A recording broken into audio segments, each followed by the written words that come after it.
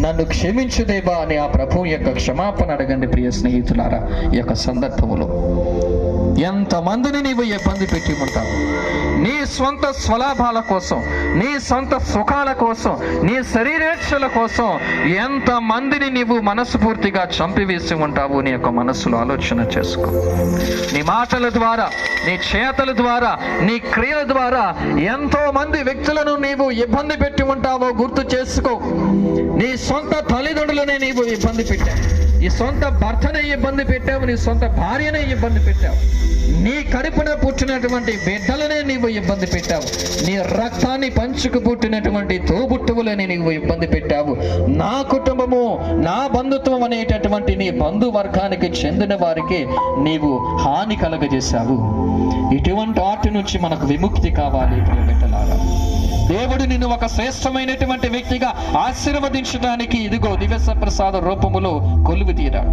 నీలో ఒక నూతన ఉత్తేజాన్ని పెంపొందింప చేయడానికి తపస్సు కాలాన్ని మనకు అనుగ్రహించాడు.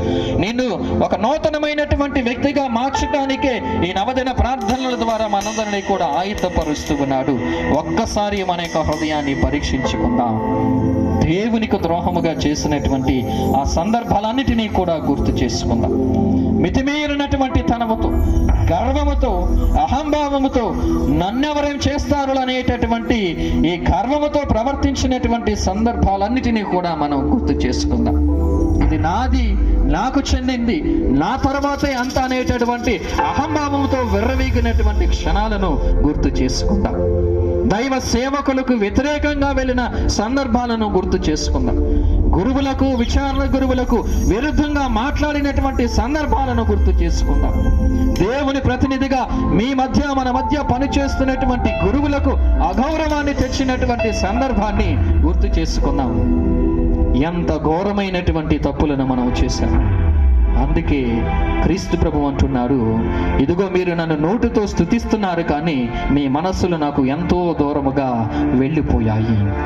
అవును ప్రభువా, నీవన్నటువంటి మాట అక్షరాల వాస్తవం. మా మనస్సులు నీకు దూరంగా వెళ్ళిపోయాయి, మా ఆలోచనలు నీకు దూరంగా వెళ్ళిపోయాయి. మా నడవడిక మా ఇష్టానుసారంగా ఉంటుంది కానీ నీ ఆదేశానుసారముగా మేము జీవించలేకపోతున్నాం. మమ్ము క్షమించుదేవా, మమ్ము మన్నించుదేవా.